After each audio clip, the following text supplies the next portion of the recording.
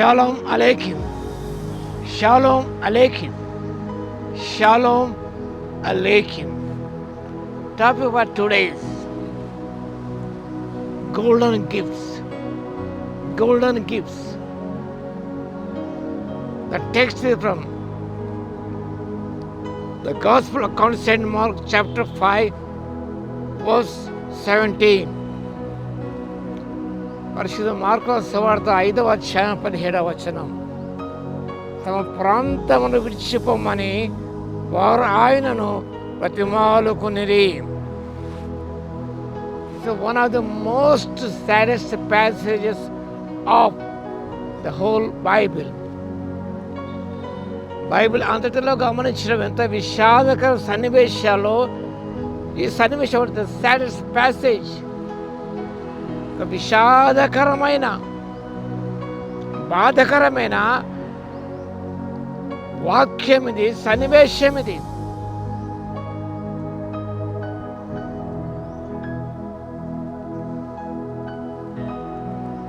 సేన దయ్యపడిన వ్యక్తిని యేసుక్రీస్తు బాగుపరిచాడు, స్వస్థపరిచాడు. వాడు సత్యచిత్తుడై బట్టలు ధరించుకొని కూర్చున్నాడు. అని ఎవరిని సాధు చేయలేకపోయేవారు, సమాధిలో ఉండేవాడు, తన హాని చేసుకునేవాడు. అలాంటి వ్యక్తిని యేసుక్రీస్తు ప్రభు స్వస్థపరిచాడు, దయ్యములు వెలగొట్టాడు. అవి పందులకు చొరబడి పందులు ప్రపాతంలోకి వెళ్ళిపోయి చనిపోయాయి.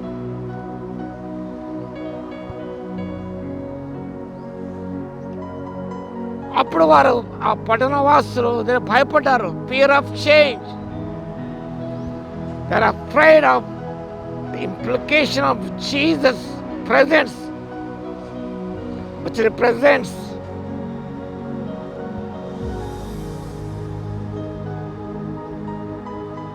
a distinct way of life. ఒక వ్యక్తి దేవుడు మార్చాడు, స్వస్థపరిచాడు, వాళ్ళ మార్పు కలిగింది. ఇలాంటి మార్పు అందరిలో సంభవిస్తుంది. ఒక డిస్టింక్ట్ జీవితాన్ని కలిగి జీవించడానికి దోహదం చేస్తుందని వారు భయపడ్డారు.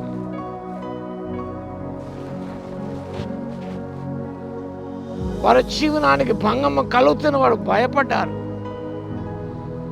Only minded people. ఎందుకనగా వారికి నష్టం సంభవించిన బంధువులు అన్నీ కూడా నశించిపోయాయి. కాబట్టి more concern about the financial loss of the pigs.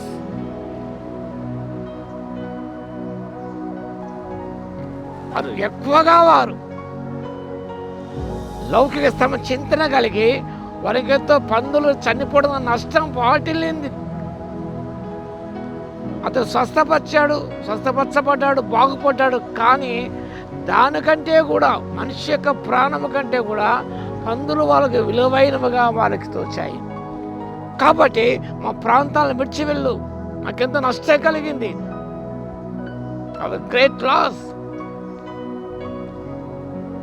వ్యక్తి యొక్క ఆత్మరక్షణ కొరకంటే పందుల రక్షణ వారికి ఎక్కువగా మిన్నగా తోచింది. They are spiritually blinded people.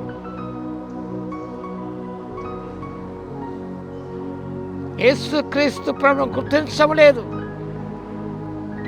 వారి దగ్గరికి came with golden gifts to give them.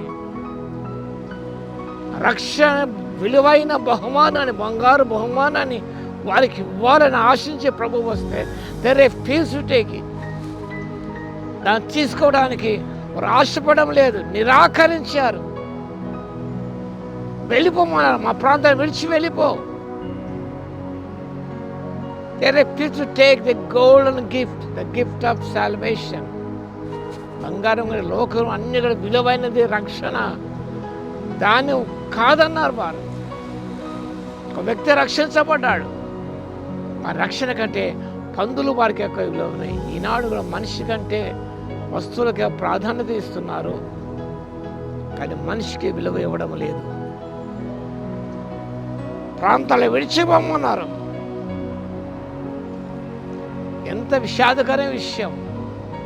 కానీ గమనించినప్పుడు ఇతను వెళ్ళి అందరు తను స్వస్థపరచబడిన విధానాన్ని, దేవుడు తనకి కార్యం చేసిన విషయాన్ని ఆ దెక్కపోలిన 10 పట్టణాలు ప్రకటించాడు. కాబట్టి అనేకులు కూడా ప్రభు యొక్క శక్తిని గ్రహించుకు ప్రభు మళ్ళీ ఆ ప్రాంతానికి వచ్చినప్పుడు వారు తండోపుతండలుగా వచ్చారు. మరి వారు